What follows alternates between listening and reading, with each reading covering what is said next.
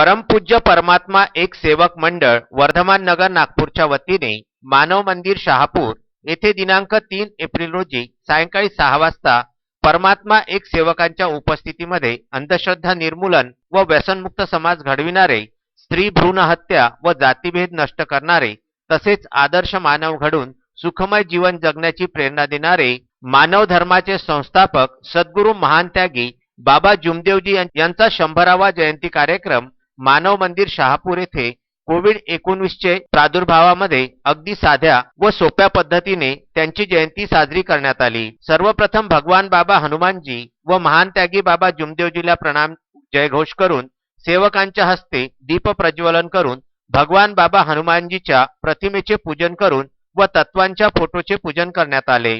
त्यावेळी शहापूर येथील ज्येष्ठ कार्यकर्ते श्रावण भोंदे यांच्या हस्ते महान त्यागी बाबा जुमदेवजी यांच्या प्रतिमेचे पूजन पुष्पहार माल्यार्पण करण्यात आले।